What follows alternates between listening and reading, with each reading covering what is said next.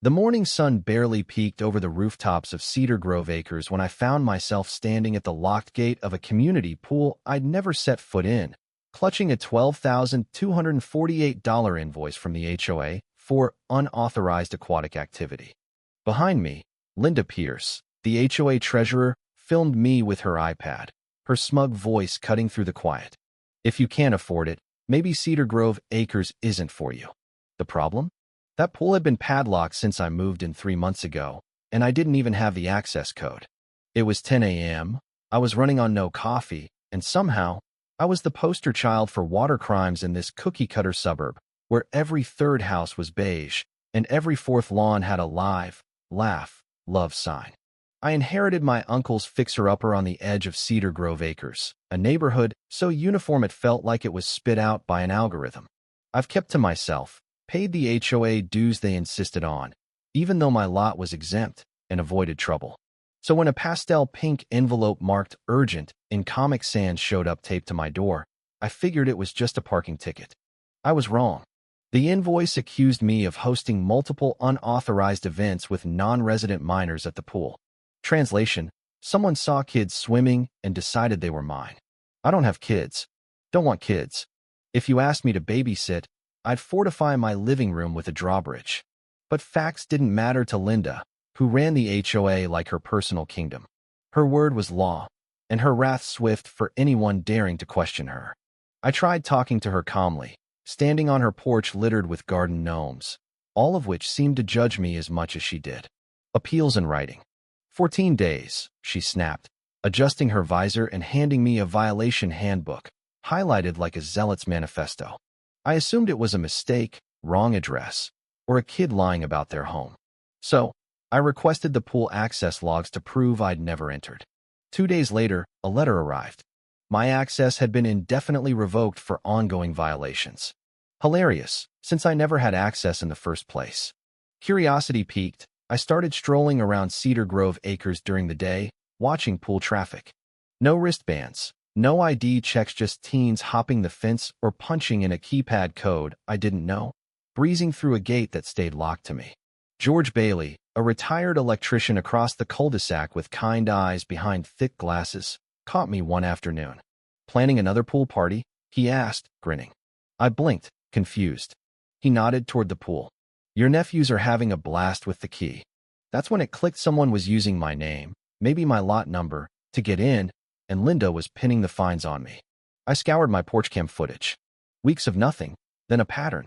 Linda's golf cart would pause in my driveway at noon every day, lingering for a while before rolling off.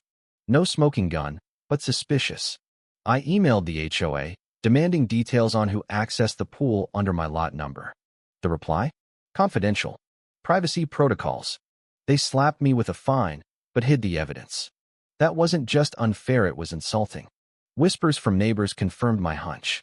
Linda's nephew, Adam Walsh, and his friends were fence hoppers, using an outdated code that had never been changed.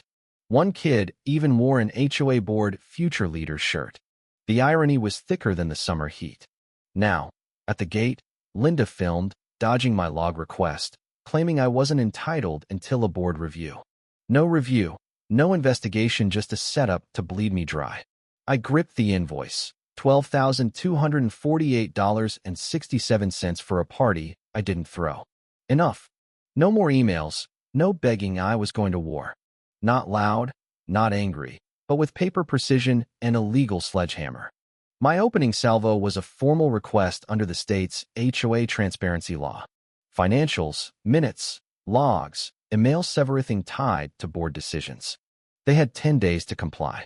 On day 9, Linda sent a flimsy excuse. Unable due to staff limitations. Staff?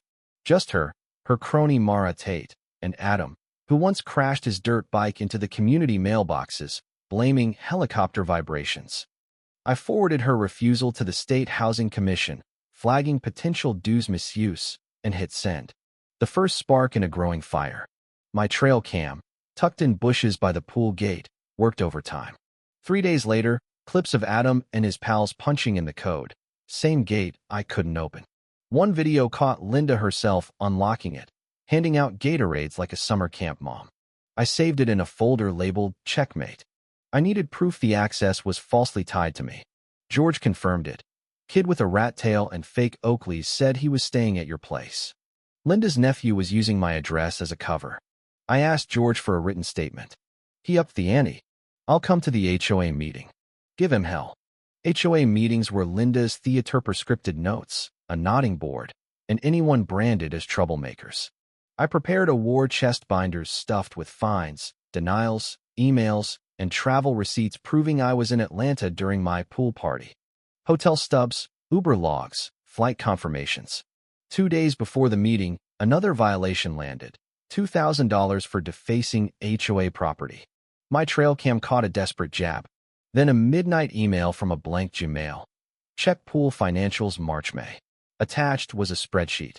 $3,300, $3,200, $3,000 monthly for chemicals, but invoices showed $900 same vendor, same loads, tripled costs. I called the vendor. Fraud confirmed. Meeting night, I hauled binders. George lugged a folding chair, grumbling about Linda's seat cuts. She sneered. Another complaint, Elliot? I smiled. Just math. I dropped a binder. Adam at the gate. Linda's face twitched. I handed out spreadsheets, vendor transcripts, cam timestamps.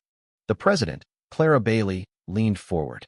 This isn't what we heard, she said. I passed George's statement, receipts from Edna Walsh, a resigned member showing Linda's brother's inflated contracts. Linda tried cutting in, but I pressed on. It's with the state and fraud division. Read before finding me again. George was the wrong guy to target. I fired up a projector, emailing Linda and Mara, tag lot 127. He won't fight. My $12,248 still confidential? I asked. Dead silence. A voice called out, triple for chlorine, followed by another recall vote. I walked out, knowing they'd implode without me. Days later, an HOA notice, fines paused, audit launched. Linda and Mara stepping back. Investigator Tim Walsh called it a civil probe, maybe criminal. Linda's letter arrived, a veiled threat. Enemies find no allies. I framed it beside Adam's fence hop. The audit revealed padded invoices, fake cash withdrawals, and catering for Linda's clique. Fines erased. Access restored. $6,000 damages paid for the pool event. I lounged by the pool as George grilled. Linda's golf cart rusted. Her house sold. Mara sent an apology, but guilt didn't fix it. New neighbors swam freely. My hallway frame letters still tell all, from scapegoat to spark, exposing Cedar Grove's rot. The truth swam, and Linda sank.